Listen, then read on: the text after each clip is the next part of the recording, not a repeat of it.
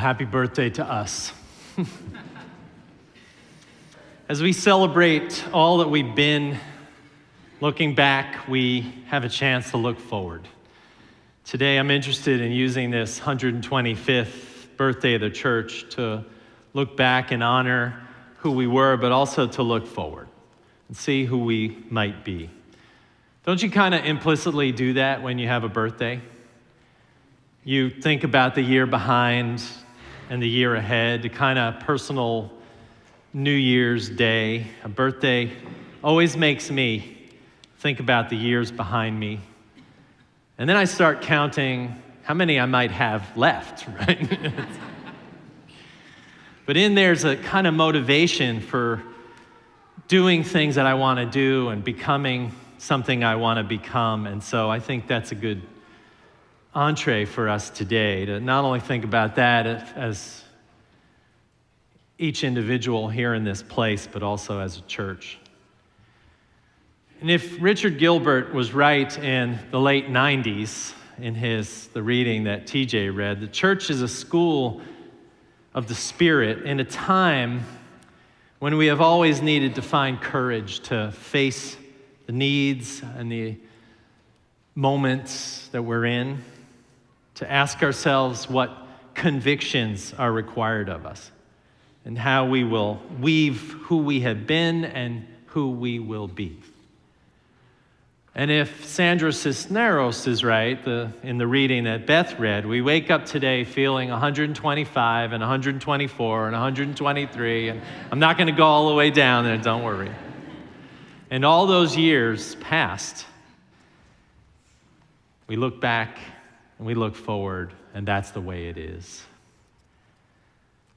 The science fiction writer Octavia Butler wrote an essay in 2000 called "A Few Rules for Predicting the Future." In it, she says, among these rules is the importance of learning from the past, respecting the law of consequences, and being aware of our perspective. She wrote, most of all, our tomorrow is the child of our today. And the very act of trying to look ahead to discern possibilities and offer warnings is in itself an act of hope, she said. So that's what we're doing today. Here we are, full of pride and joy for our 125 years in Dallas, as we should be, and looking forward to what we can be. Just as those who formed this church in 1899 couldn't imagine us, it's hard to imagine the church of 2149, isn't it? But the hope is that just like we have carried the DNA of those original founders in our faith and in this church, that they will be carrying the DNA that we set down. This religion of love, as they said in the original organizing documents. Daniel Limbaugh, in his sermon in 1899, wrote and spoke the words many of you know, that says, many souls are hungering and thirsting for religious knowledge, truth, and righteousness, to whom the old dogmas, doctrines, and creeds appear outgrown, 1899. He said, these persons are at sea without a chart and compass and making shipwreck of their religious natures. He went on to say, and these are the words you probably don't remember, friends, there are many in Dallas today, 1899, both inside and outside the churches, who are hungering and thirsting for religion and whose lives will be wrecked religiously if they cannot find one which is rational. Freedom of inquiry, he said, whose findings are referred to the reason as the final court of appeal, is sure of resulting in harmony of thought and religious sentiments among the inquirers and worshipers than when investigation and belief is bounded by creed. What's he saying here? What this reminds me is that, one, we have never been a creedal church. Two, we have never demanded a belief in one thing or another. Three, we have always asked for the place of reason to guide us. And four, that we have always known that a spiritual lens on life feeds the soul.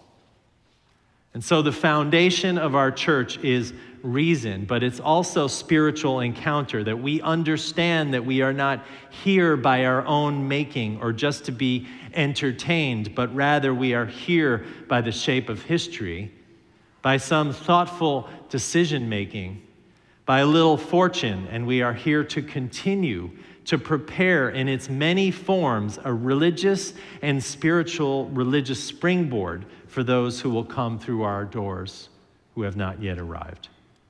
We are here as a part of something even much bigger than all that. And that thing is continually revealed to us, is never found in one person like Jesus or in one book like the Bible, but ultimately revealed in the many acts of love and mutuality we experience in our lives and the things we open our hearts to.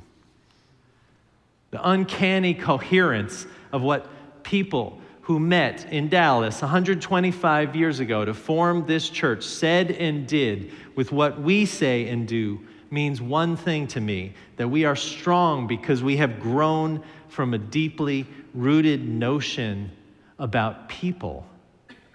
We have chosen to live out their commitments to see the good in humanity and the possibility that what we stand for matters. The commitments and hopes of the church in 1899 live through us, are a current that lives through us no matter who stands in this pulpit or who sits in that pew. And that is something that is bigger and more meaningful than all our programs and all our desires and all our plans. It is a current that runs through us, which is rational, spiritual, loving, and justice-centered. And knowing that this current runs through us so strongly, in and of itself helps us predict our future. The fact that we were planted here by people who had no qualms about having their first meeting at what was called the Odd Fellows Hall tells us something.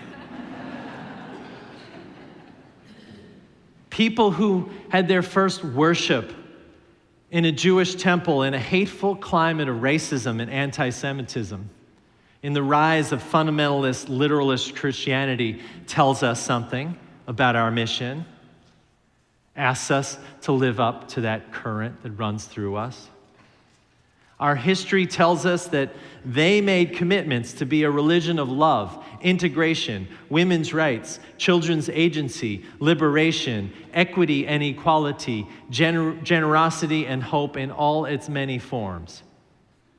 And they did this living through the Depression and world wars and corrupt local governments and impeachments and assassinations and lynchings and FBI agents sitting in the back pews of this room taking names for McCarthy, and a full-scale damping down of the civil rights movement here in Dallas, and the bombing of black families buying homes in certain neighborhoods, the growth of the city, segregation and desegregation, the Vietnam War, the 60s in general, and so much more, right? And they lived through all this committed to not letting the storms of the world divide and conquer them, because they believed in that current that runs through us, that religion of love, and they believe in covenant and the promise to return to each other and turn to each other when times got difficult.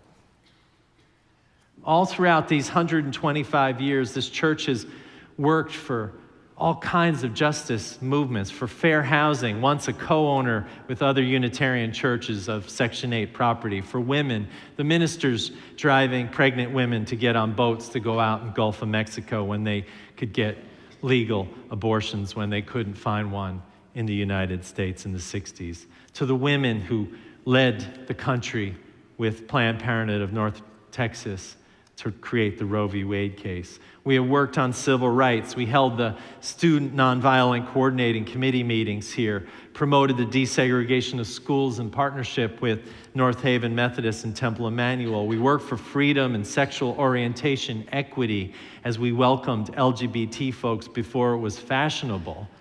and located the AIDS crisis in the heart of the church. We worked for radical welcome as we embraced the founders of the Richardson Mosque when no one would give them space to pray, and we gave them keys to the building. We did all this while being a school for the Spirit, a place where those hungering and thirsting for deep spiritual and religious resources could learn and engage and rest in the heart of this place. All of this predicts a future where we continue to defend freedoms, address imbalances in our city and country, and try to help real people live lives of freedom. And we do all this as a religious imperative, not a byproduct of our religiosity. Octavia Butler says in her warning of predicting the future, respect the laws of consequences. She says, I don't believe we can do anything at all without side effects, also known as unintended consequences. Those consequences may be beneficial or harmful. They may be too slight to matter, or they may be worth the risk because the potential benefits are great, but the consequences are always there. This begs the question of how all this that we've been and done creates consequences for what we are today. We have fought uphill against the marginalization in our community that has either depicted us as either dangerous or extraneous. We have been seen as dangerous for challenging the status quo, and extraneous by others for not being classically Christian or fitting into any pigeonhole of religious identity that they understand. We have lost members over stances we have taken out of their own lack of courage to stay with us when things got hot. We have often confused justice work that we do with the spiritual work that we must do to nurture that justice work. And we have been less than clear that this faith should be a priority in our lives, rather than a casual thing we belong to, forgetting that if we embrace this faith as a primary in our lives, we can shine its light brightly in every corner of our lives without hesitation.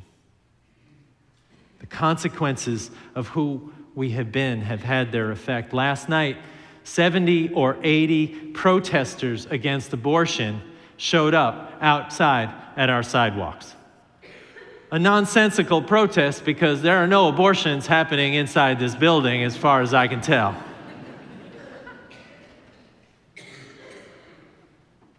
But I say to them, bring it on, you know? For them to be there only confirms for us what we are doing in promoting the well-being of alive, living human beings and how that is right. Amen. Are we scared of that encounter? Hell no. They can yell and scream all they want, but we're going to go on supporting people who need help. Yeah.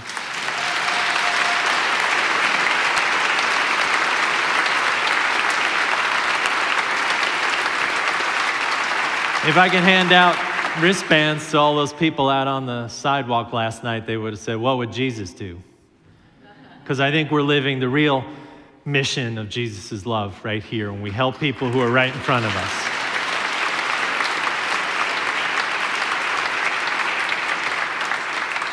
We can do all this with some humility, some pride in our action, but remember that we're not the only answer. But all this is predictive, right? We're getting stronger and stronger at our identity. And so we're shining our light more broadly around the country and the world. As society struggles with widespread decline in organized religion, we are growing. Did you see how many people were up here on the stage? As our communities see levels of divisiveness we haven't seen in years, we work to unite. As we deal with environmental degradation, we continue to honor that long commitment of environmental action. All of this will also come with new consequences that we can handle.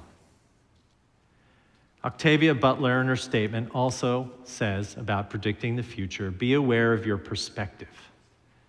If she is right, this means that any predictions should examine our biases and what we're missing.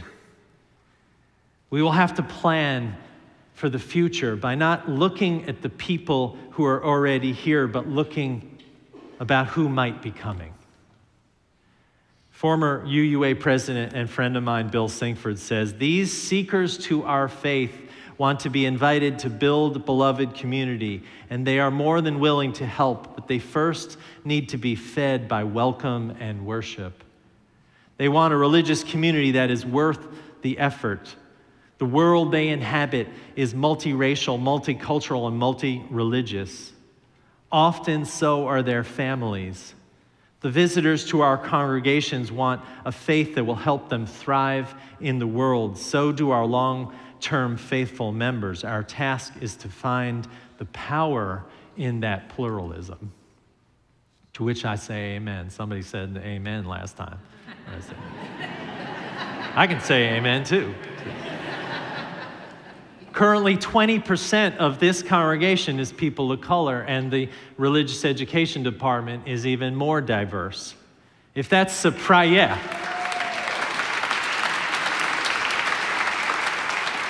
If that's surprising to you, it's because we expect it not to be so. We will, in the future, near and far, be a multicultural, multiracial community, but it will take commitments that we have only begun to dream up. We also will have computer screens on the screen. Thank you. What holds our present and future are those who invested here and those yet to arrive. Those who cared for our children, those who governed, those who built buildings, those who envisioned a future, those who hired and called ministers, and yes, preached a theology of love, reason, deep commitment to human goodness, justice, and compassion. I count myself blessed among the line of ministers that we represent today who lead this place. A member of our church said to me this week, "You're doing a great job, Daniel." But, you always wait, pause for that. But, they said, you stand on the shoulders of so many like Laurel Holman and John Burns and Dwight Brown and Robert Rabel, and I said, I humbly agree. And that's why I've spent so much time in Rabel's archives, reading his sermons and reading things that inform us today from the 40s and the 50s and the 60s that say we build the church because we want to grow and mature the things of the Spirit, because we want to possess the values, human and divine, which this church can inculcate in us and in our children. And I have spent time looking into the future at the ministers who will come, at the leaders who will come, at the people who will come sitting here in these pews who I will probably never meet, preparing them a place. Again, Bill Singford said, our task is liberation into lives of abundance and justice and joy. Our task is to live as if beloved community is not just an idle dream. We do not need to claim that we have all the answers. Those that are yearning for religious community deserve more truth than that. We do not need to claim that we have reached the promised land, but it should be clear that we have embraced the journey. So, friends, our future is bright. As we grow into the next 125 years, we must do it with integrity and impact in mind. We must do it continually opening the circle of this place to all. We must do it in a way that is infused with the conviction of love. There's a story of the German poet Heinrich Heine, who was standing in front of a cathedral in Amiens, France, with his friend, and his friend says to him, "Tell me, Heinrich, why can't people build piles like this anymore?" Heinrich replied, "My dear friend, in those days people had convictions. We moderns have opinions, and it takes more than opinions to build a Gothic cathedral. So I say it will take more than opinions to build the beloved community of love and justice. It will take we who grow this place with gratitude, who guide this place with spirituality and social action, and have convictions to make this place continue to thrive. It will take those of us who can admit to our spiritual shipwrecks from time to time, and that we don't always feel courageous, and yet are still committed to the hopes and the dreams that our spiritual ancestors gave us. It will take never giving up on the religion of love. It will take not hiding who we are, not backing down to commonly held religious beliefs, even when they are spoken with such conviction or yelled from the sidewalk. It will take us funding and growing this place with a deep appreciation so that we can be the church in 125 years that is looked back upon with gratitude and love. The future is bright. The past is our instructor. The present is ours to shape. May we be worthy of all this and more. Amen.